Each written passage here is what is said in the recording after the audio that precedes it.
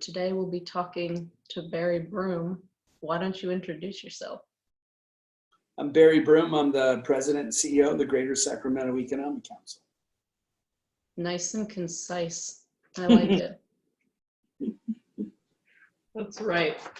So we're just gonna dive right into this with our questions, and I will start with a heavy hitter, if you're ready for it. First question is, what are the biggest economic problems that you think this crisis has exposed? And what are the biggest governmental / policy problems that you think this crisis has exposed? Well, I think, economically, what it's exposed is, how I think it shows people I've always said, having worked on the economy for 31 years, a small business with 10 employees is a miracle. You have about a 98% failure rate when people start businesses. So when you see millions and millions of businesses that are going to be completely eliminated from this, I think the recovery on that is going to be challenging when you consider the fact that it can take you 5 years to get a business up and running to the point where it hires 5 or 10 people. So I think the exposure on the economy is going to be how difficult it is to build and start businesses, how deep the washout is on the small business cycle, how tough it's going to be to bring leisure, hospitality, and visitation back. And then I think from an economic perspective, it's going to expose how far behind we are in preparing people for a modern economy. One of the biggest challenges that we had in the Greater Sacramento area in 2008 is when the economy got clobbered and things moved aggressively towards, a digital economy, software, social media. The training models in our community didn't shift with them. So markets move a lot faster than public economic models can keep up. And so I think the coronavirus is going to expose, some of the complacency that comes with the success of the economy. And then, of course, it's going to expose really just how poor of a job we've done at preparing people for a modern economy. And I'm not pessimistic about the economic recovery, but the inability to prepare people for a modern economy has been showing up in this huge disparity of wealth. We've been talking about skills gaps for years and years and years. We've been talking about K-12 systems that can't educate children of color, educational systems that have mimicked zip codes, not quality curriculum. And I think that's going to be exposed at a level now more than ever, because it's the people who are unskilled that need included in the economy that benefit the most from these expanded economy. And as you're watching right now on all the data, the people that are getting, there's already overwhelming data that people of color are being disproportionately negatively impacted from a public health standpoint by coronavirus. So I think the inability to pivot, training and education is going to get really exposed. And then I think the idea that, we always take the democracy and the economy for granted. And this is going to be one of those experiences, I think, that's going to remind a new generation of leaders not to do that. I am a son of a World War II Marine and a mom who was an Irish immigrant. And, they had 8th grade educations, never had much, thought they lived in the greatest nation in the world. And for the most part, they kind of thought they had it made, even though they didn't have anything. That's because they were around for 1935 and 1940 and 1945, and they knew what it was like to really, have massive food security and shelter be your issue. They knew what it was like to be concerned about losing the democracy. So I'm hoping that this experience will reignite people around, the greatness of the American dream and pursue that. The other, from a public health standpoint on the coronavirus, we've had this, the one thing that I hope comes out of the coronavirus is that people take climate change more seriously. So I think the challenge that we've had, we've been deteriorating science and the efficacy of science. We've been deteriorating the confidence in government. You can let a populist run the government, and the populist doesn't have any idea how the federal government is set up or run or managed, and doesn't understand the implications of what it really means to govern. and focus on prepared security. And so I think one of the things that the coronavirus has exposed as, the deterioration in confidence in Washington, D.C., and the deterioration in the ability of two political parties to solve problems. I think the pandemic and the lack of preparedness to it is sort of a symbol of what happens when you can't get people from different points of views in a room to solve problems, and then mimic and mock, the Paris climate change agreements, and mimic and mock, the data that's coming out on, carbon's effect on public health and the environmental condition of our country. And I think that the coronavirus has really exposed just how bad of a job we've done at preparing America for all options, and how this divided nation, us versus them, the one percenters, the yahoos in the Midwest, and the coal miners, and so on and so forth. I think we're really going to see this as a symptom of those divisions keeping us from getting together and really acting in a comprehensive and leadership way. Yeah, I completely agree. And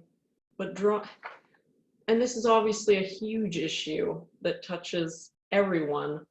But if we're to zoom in a little bit to Sacramento specifically, because there's many UC Davis students who are going to be graduating soon, and they're considering whether or not they should be starting their careers in Sacramento. Would you say that we're developing a regional strategy for recovery in the Greater Sacramento region? And if so, what does that strategy look like, and how will social justice be incorporated into that exit? This was one of the questions that was submitted by a UC Davis student. And an offshoot of that, what role does the university play in that recovery strategy? Universities have the ability to completely transform communities. When I was in Michigan, we could not get the University of Michigan to work on Detroit. And, historically, we've been over the causeway, right, with UC Davis. UC Davis has been in Davis, over the causeways, the rest of the market. And so, focusing on building that bridge has been one of the things that we've done with UC Davis. But going back first to young people and students, we've been moving towards a digital transformation for 4 or 5 years. The bureaucracies that control the training dollars haven't been pivoting with us, but from an economic perspective, we have been. And so, we're going to roll out a digital transformation strategy. We will actually have that completed by Friday. And what a crisis allows you to do is run faster in a new direction. So there's an old saying, never waste a crisis. This actually could be extraordinarily positive for Sacramento and extraordinarily positive for UC Davis. And that's how we're looking at it. So we see, fintech, financial technology firms being part of our recovery. We have, probably about 15 CEOs in this market running very compelling financial technology firms. And these financial technology firms can aid things like financial literacy. It can act like a matchmaker for loans. It can do a lot to make financial services more democratized and accessible to people, meanwhile creating great jobs for the community. Our life science strategy is built on regenerative medicine. So if you look at Aggie Square with UC Davis, the regenerative medicine platform at the medical school at UC Davis is unbelievably impressive, and Chancellor May and other UC Davis leaders have been helping us by delivering Aggie Square, which will break ground in November on a $1 billion project with highly regarded companies from all over the world that will come into our community, help us improve public health, help us improve access to healthcare for all people, but also generate good income jobs for UC Davis graduates. So we really believe like the digital transformation, the life science strategy around UC Davis. We also are developing something called the California Mobility Center, which is a partnership between UC Davis, Sac State, and Los Rios College. How do we build and develop supply chains for modern mobility companies like Tesla, Lyft, Uber? And so you're seeing right now, if you watch what's going on Wall Street, all the money's moving to these digitalized enterprises like Amazon and Zoom. all the money right now is moving towards biotech stocks. So if you look at UC Davis's expertise and the region's expertise, we've been moving towards industries of the future, and they're all being accelerated right now by capital because they are in fact industries of the future. Now, what's going on behind those market movements? You know, are we shifting K-12 curriculum that way? Are we shifting our community college system that way? Is UC Davis shifting its engineering school that way? And so the challenge will be to have these public institutions pivot as quickly as the market's going to pivot going forward. But we see financial technology, we see life sciences, carbon-free mobility, all those economies are going to grow rapidly. We've been working for 4 or 5 years on that. We also we also think the Greater Sacramento region is more advantaged than it's ever been right now. So one of the most important things to employers is what's the employee experience of the people that work for them. It's a big part of attracting talented people. It's also a big part of being sticky. In other words, keeping your people. And I think our region, you know, the great thing about being in California is your rights are protected. So the more states' rights matter, the less interesting Austin becomes when you look at how the state of Texas looks at rights versus the Sacramento region when you look at how California looks at rights. So we think California's got it correct on the outlook on climate change and on rights. And we think that's going to be a big advantage. So if I'm graduating from UC Davis, the state I live in is going to control my rights. And I'm going to stay out of Texas when I'm not going to have any rights. And I'm going to stay in Sacramento when I do have rights. Not only do we have rights, we have sun, affordable housing, great food. You know, we're the farm to fork capital. And I really think students are going to be better off in Sacramento than they ever have. And in the last few years, the rate at which UC Davis students have been staying here is almost 300% above where it was just 6, 7 years ago. Really?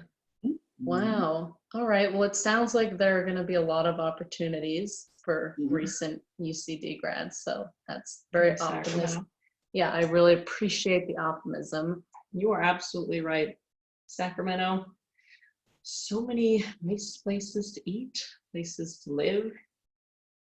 Yeah. So, Crown Affordable jewel of rents. California, dare I say? I Yeah, know, there you I go. go to Sacramento quite a lot, and it's really amazing how much it's grown. But how do you think that the pandemic is going to potentially impact all of these amazing developments, at least in the short term?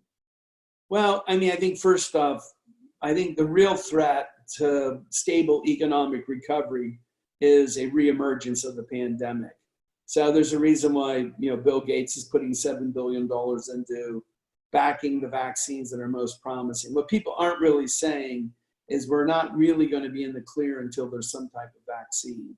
And I think the reallocation of drug candidates is going to be an important part of that. But UC Davis is in the middle of 2 very promising clinical trials as we speak. California North State University and Elk Grove is evaluating a clinical trial.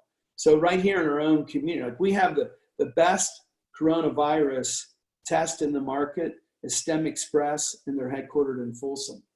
So we know when you got to bring our workforce back, we've already been working with this company. They can test 75,000 people a week. So we could actually bring in our first month, if we do it properly, we could test 350,000 people before they go back to work to make sure that we're not repopulating this disease or this virus. And so I really think it just comes down to getting this put to bed, getting it put behind us, and then coming back in a really workmanlike way, hopefully rising above politics and really getting into solving problems.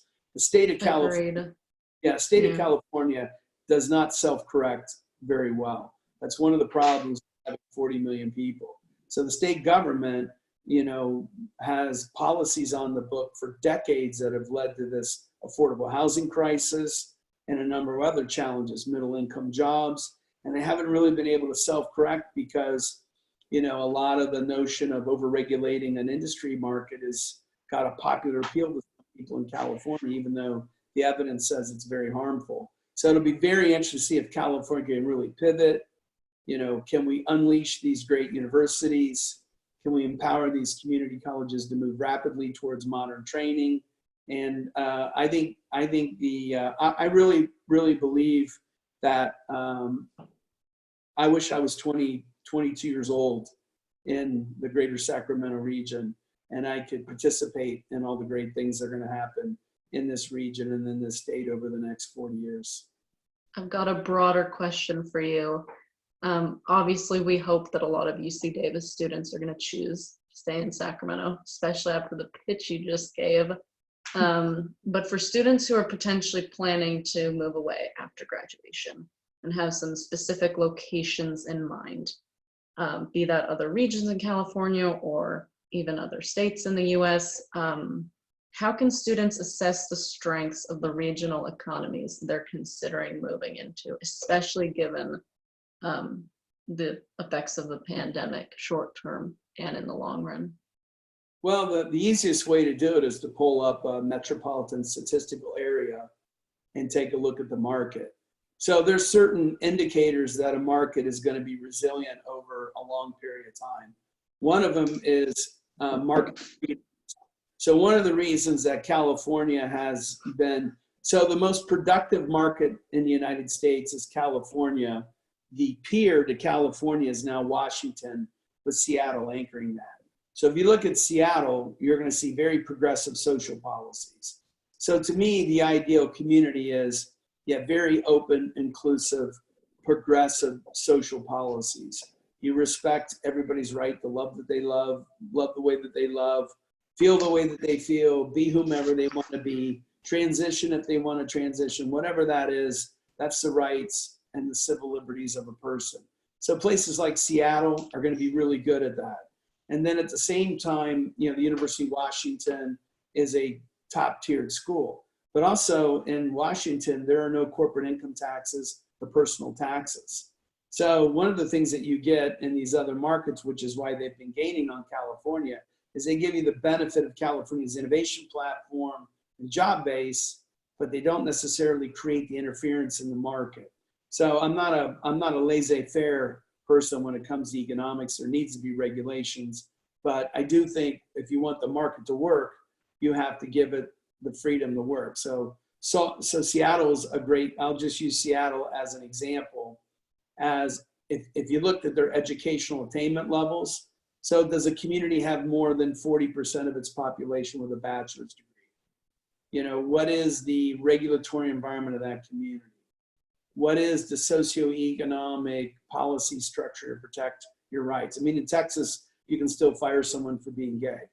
That is actually a legal reason to terminate somebody in Texas. Certainly, I don't think corporations in Dallas are firing people because they're gay, but the fact that the policymakers allow that to be a policy on their book and not add LGBTQ people to a protected class tells you the spirit of who's leading Texas.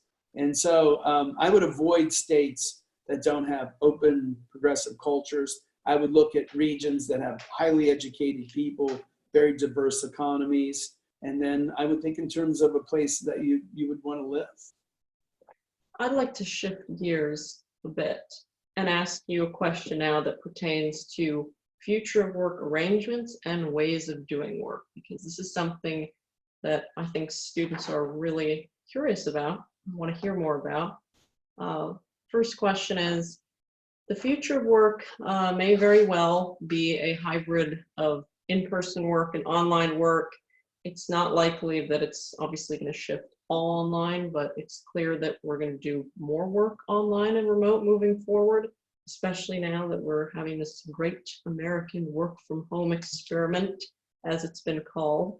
What do you think that an ideal hybrid arrangement could look like that optimizes the benefits of in-person with the benefits of remote? And what are currently the biggest challenges to remote work, in your opinion? Well, one of the things in this region is, this gets into mobility. So we fell behind on fiber optics and connectivity, and we're a lagger in the movement towards 5G. So getting 5G up and running in this market, and in any market, is going to be one of the keys to be able to balance, your online experience versus being in work, because, you're going to need the speed and the connectivity of 5G to be able to operate efficiently in a virtual, digital, online fashion. So I think you got to pay attention to make sure that the community's got the right infrastructure. that's going to be one of our recovery plans. And that has to include rural parts of the region, whether it's a Woodland or whether it's a Winters. You know, we have to make sure those places have that kind of accessibility. So I think that's going to be one you're going to see a bigger shift in the kind of physical infrastructure that communities are working on. I think one of the things that we found out is how efficient and productive webinars are.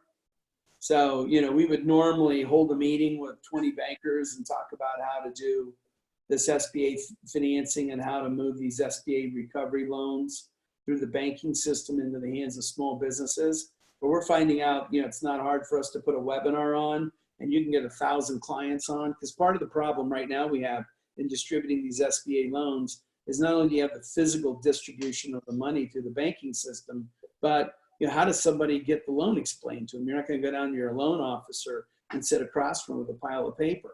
So now you got these small business owners that are looking to get these loans and they have to do it digitally online. So going forward, we're probably going to be very webinar intensive in our educational communications to our constituency. It's faster, it's cleaner. In some ways, it's easier to disseminate information. So I think there's an example where being in a stay-home situation has helped us understand how efficient a webinar could be. Now everyone else is home, so we'll have to see if webinars are as good as they are once people aren't practicing social distancing.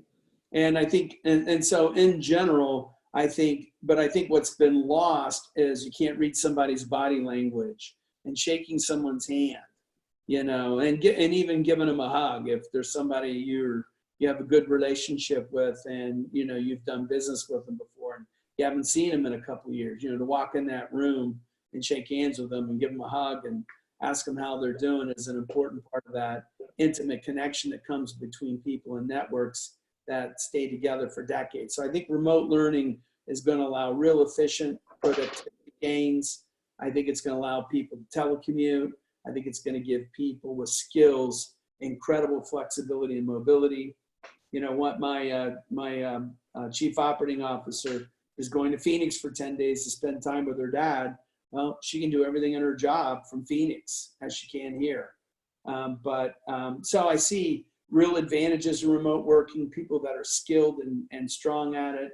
You know, it's going to allow people to be mobile. It's going to increase access to talent for employers, but it can't really replace the human condition that goes on around collaboration. So I think the challenge is I don't think we, you know, if I were looking at right now, I think our outbound reach is really good. I think our ability to, I think there's gaps in our communications because, you know, you're not reading body language and you're not sitting with people and you can't go to a whiteboard as easy. So I think it'll hurt collaboration. I think it'll increase execution and information. And one of the things we found out too, a lot of people that would normally not take a call from us because it would require them to have me come to their office and walk in and talk to them about this market, they're taking Zoom calls pretty easy. So it might be a more efficient and effective way to penetrate relationships that you don't have a strong relationship with. But I think it may make it more difficult for teams to work together and collaborate in a meaningful way because you lose a lot of the energy and emotion that comes from that physical proximity of collaboration. Yeah. And what do you think this will look like for students? Paint me a picture of a hypothetical 9 to 5. Well, I think for students right now, you're so skilled digitally, you know, you'll benefit the most from this move on the digital side because you're so skilled at it. It's intuitive. You know, I heard the other day there's something called Instagram. Well, I didn't even know. So guys my age, I mean, you know, up to this point, it was text messages and emails. So, so I think it's going to really benefit you and open up doors for you haven't had before. Because, you know, it's almost like I always explained that, you know, when I was coming out of college, if I wanted to own my own business, I was going to buy a car wash or I was going to start a trucking company. You know, to own your own business, you had to be in a production economy. It was hard to enter the market. It was capital intensive. Well, now, you know, if you just look at what's gone on in the last 10 years, you know, you can, I mean, Uber was in 500 square feet of incubating space in 2011. 500 square feet. Uber was in 500 square feet. by 2012, 2013, you know, the Uber founder was worth almost $1 billion already. And then when he left his job, I think in 2015 or 16, he was worth $8 billion. So imagine a startup, you know, going from 2011 to 2016 and the CEO is worth $8 billion. I mean, no wonder he acted so crazy. You know, what 31-year-old guy can be worth $8 billion and use good judgment? But so I think it's going to really favor your generation of talent that, you know, it's an easy move for you in and out. And I think it'll allow you to switch jobs without switching geography. So I think one of the things you'll be able to do, you might be able to get hired by a company headquartered in New York City and still be able to stay in Davis. Well, how do you think it's going to impact hiring processes? Well, I think how digitally skilled you are going to be is going to be more important going forward. And that was one of the things when we brought in the Brookings Institute is, you know, raising the digital skill sets of working class people and people of color is a really important part of inclusion. So I think if you're hiring people, I think technical skills are going to be a greater acumen going forward.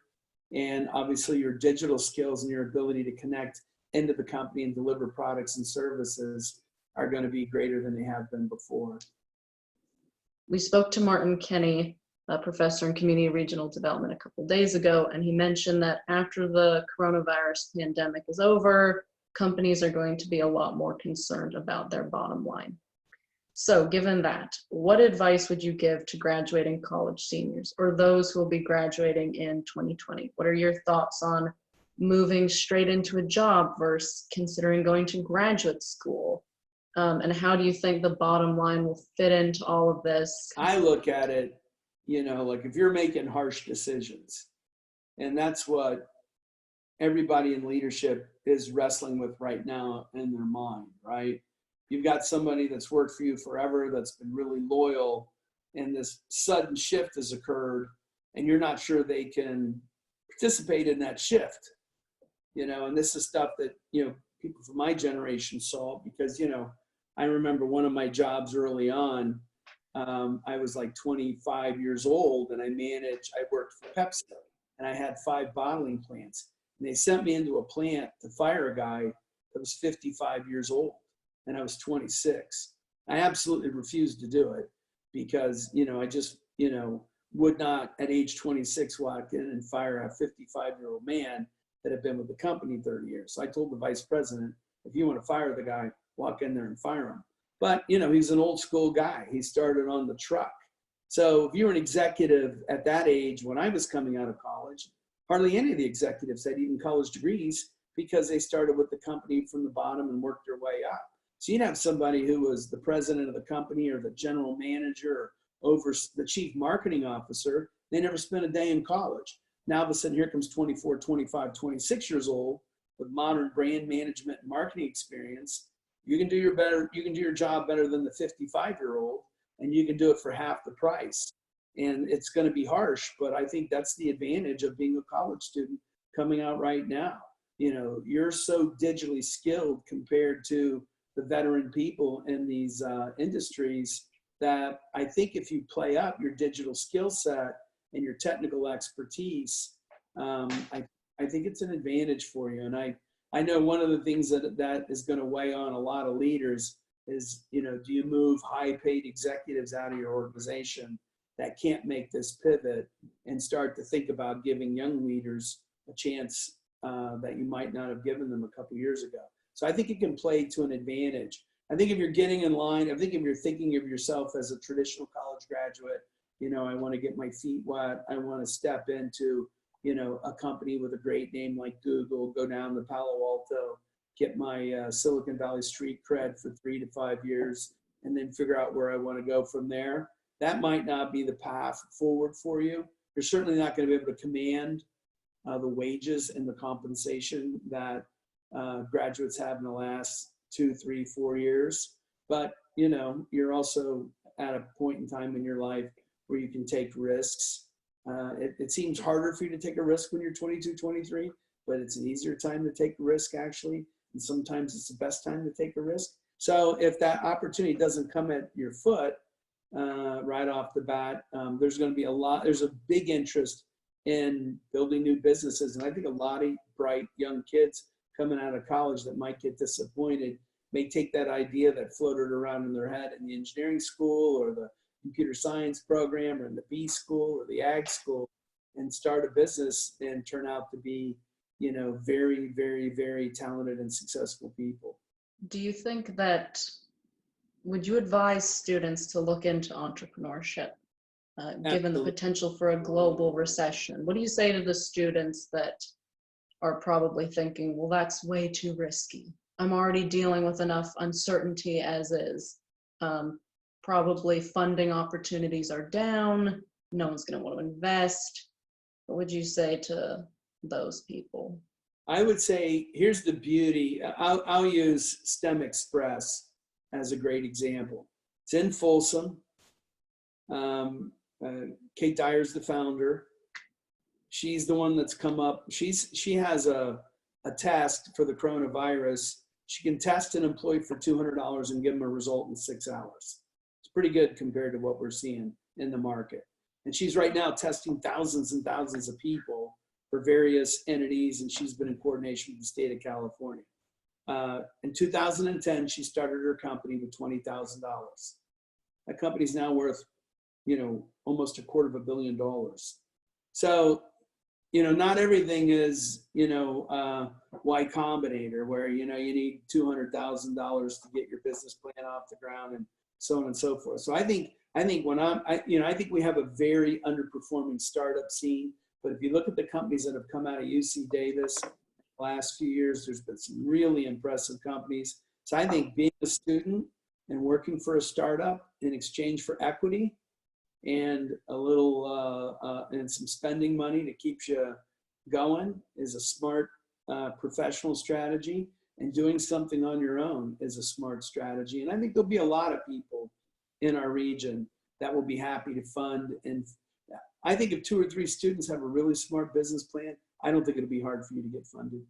So essentially capitalizing on the social ills being created by the pandemic and turning that into an opportunity to spin out businesses, solutions is what you're saying. Yeah, if you look at huge disruptions in technology, huge shifts in the economy that turned out to be remarkable.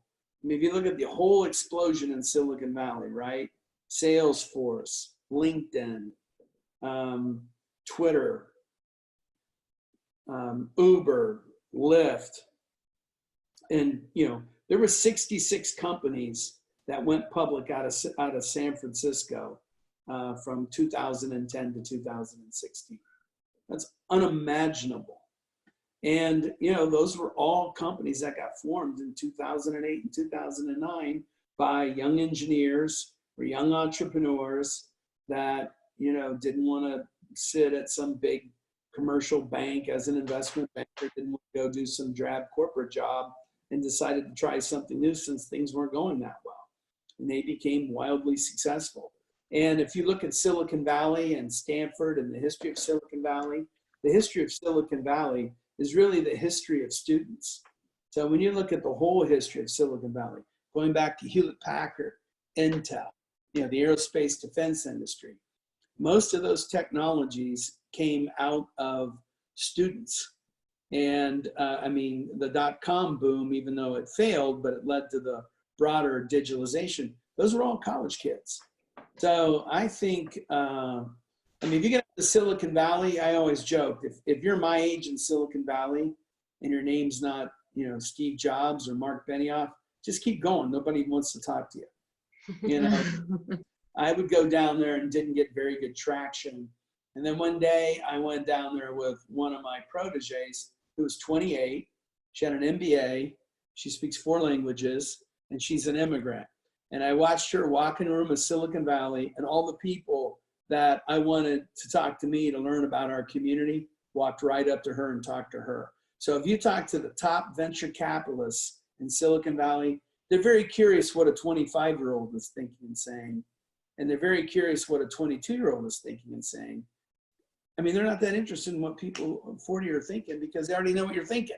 They already know what economic, experience you have. If they're my age, that's been actually one of the things that really started to happen in Silicon Valley. A lot of people in their 50s and 60s started working together to form companies and started to become successful because they were so ignored by the venture capitalists because, they were veteran executives. And yeah, you know how to do something that was really big in 2010, but I'm looking for these young people that are breaking the mold on what's happening in the future.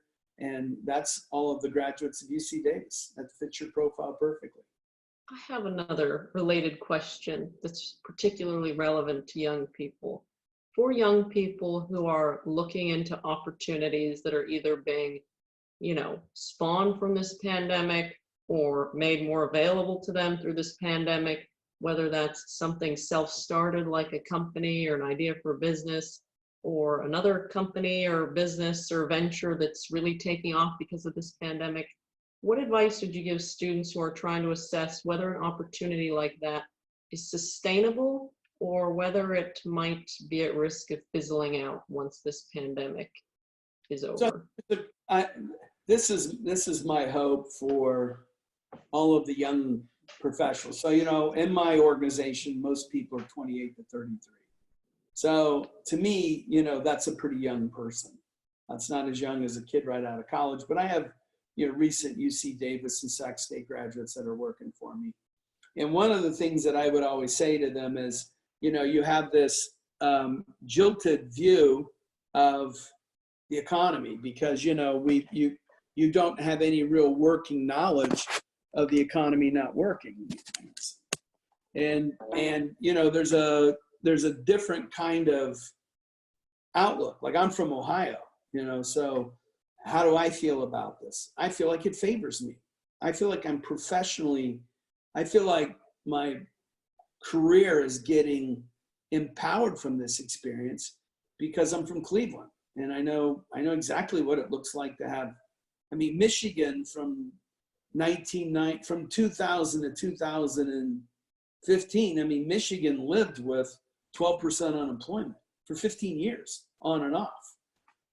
Northern New York, Rochester, Syracuse, those cities, Buffalo, communities you may have heard of, they've had rising unemployment since 2016. So most people have to be incredibly dedicated for their economic security.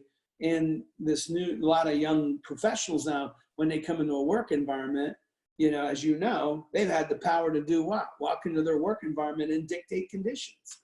Some of that's been healthy, but, I want to telecommute on Fridays, this is what I expect. A lot of the young professionals, companies were changing some of their environmental policies to be more attractive to 22, 23-year-olds.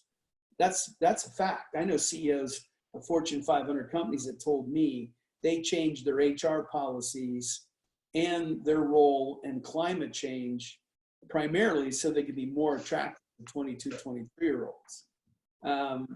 And that is a real tribute to your generation and your outlook on the world and economic power they have. That economic power is gone for now, won't be gone forever. And now it's a different situation for you. And I don't think that's all bad. We come from an era where, you're lucky to have a job. If you come from my age and where I'm from, my first job, I relocated to Youngstown, Ohio. I don't know if you want to Google and look up Youngstown, Ohio, you'll see how bad I wanted that job. And then when I got promoted, I got sent to Altoona, Pennsylvania. If you look up Altoona, Pennsylvania, but if somebody was willing to offer me $1 an hour, I went to Alaska and, worked on a, whale ship or something, so you just kind of got to keep your head up and keep rolling with it, moving forward.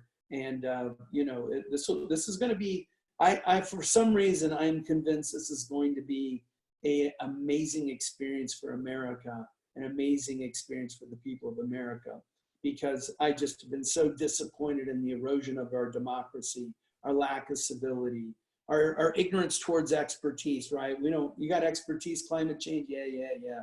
I don't want to hear you. That's a bunch of baloney. And now all of a sudden we've had this sudden shock that reminds us of how important we are to each other and how much we need each other. and how, you know, a nice economy isn't something you can always count on. And I think it's going to make us more appreciative, and I think it's going to make us more grateful, and I think it's going to make us respect each other more and be more determined. And before I ask one last question based off of what you just said, I do want to touch on the technical skill sets aspect. And non-technical And skills. non-technical skill sets. Yeah. Earlier, you mentioned what students can do to prepare themselves for the workforce. What skills in particular do you recommend students focus on developing so they can succeed during this crisis, after this crisis? I mean, I think your coding and technical expertise is going to be super important. And, you know, that's as normal to your professional class as it is for us to turn on a television. So make sure your ability to do that is exceptional. I think, and I've recommended everyone should have a command of economics and finance. I don't care if you're a poetry major, philosophy major, an art major. I mean, everything's an enterprise. No matter where you work, it will become an enterprise. UC Davis is a public university. Trust me, it's a company. You know, it does $4.5 billion in revenue. You know, it educates, you know, 39,000 students. It employs X amount of thousand people. It creates almost, you know, 100,000 jobs for Northern California. It's an enterprise. So make sure you understand what enterprises are. Don't get caught in a one-dimensional, what I would call a hedgehog strategy. So if you haven't read the book, Good to Great, read that book, because hedgehog strategies are what I see out of a lot of young professionals. And it makes sense. I got a couple things here that I'm just unbelievably skilled at. And those couple of things that you're unbelievably skilled at is in so much overwhelming demand, you go out into the street, right? You get a job in 2 seconds. But, you know, what about economics? What about finance? What about philosophy? What is your ability to think critically? How, you know, what is your ability to think, you know, on a Socratic level? You know, and you know, so I studied a lot of philosophy in college, and, you know, I think my philosophy and my statistics, but mostly my philosophy, you know, the ability to have critical thinking, I think has helped me the most in my career. So make sure you know, you might have a lead skill set. That's a hedgehog strategy. That's very technical in nature. Like, you know, UC Davis is a great science school, but, you know, my daughter is a scientist, but, you know, she has the ability to pick up languages, and she's got great social skills. So I always tried to work with, you know, my kids, like, hey, you know, don't be a scientist. There's a million of them. If you're a scientist that can translate and be multilingual and you have people skills, you know, you can play a translational role that other people can't play. So if I'm coming out of UC Davis right now, you know, do you have a command of finance? Do you have a command of economics? Command meaning you don't necessarily have to have a graduate degree in it, but you ought to be able to read a balance sheet. You know, if someone starts talking about financing and accounting, you ought to be able to follow that. And I think having your hardcore skill set wrapped around a broader generalist, almost like a liberal arts education, I think is going to be really helpful to you. And the last question I have that we like to end on, because it's a little bit more creative, and feel free to take a minute to think about it, is if you were writing a book reflecting on this time, these past few months and maybe the next few months, what would the title of that book be, do you think? A wake-up call. I like it. Short, to the point, and it's accurate. Powerful. Packs a punch. Yeah, so if you think about this virus, we weren't prepared for it. You know, we've got evidence that the CDC the CDC scientists work on pandemics were being defunded, almost closed. We had incredible evidence coming out of China. We ignored it. And that's because we couldn't see it happening to us. And one of the reasons that I think I've been really talented in my career on the economy is, you know, I was a neighborhood organizer in Cleveland in the late 1980s, and I could see Cleveland becoming Beirut. I could see Cleveland was economically a third world city, had higher infant mortality rate than most third world economies. So I was living in a city and working that was literally becoming a third world community in its economic health, right in the middle, the United States of America. That's really hard for people to believe, but that was something we lived for several years in Cleveland, Ohio. But what happens if we get the same experience around climate change? What happens if the reality of climate change comes to us at such an acute rate that then we decide that, oh my God, how do we get in front of climate change? Well, how do you close, a third of your energy source if it comes from coal? So I'm hoping that this wake-up call will move people towards really taking climate change seriously.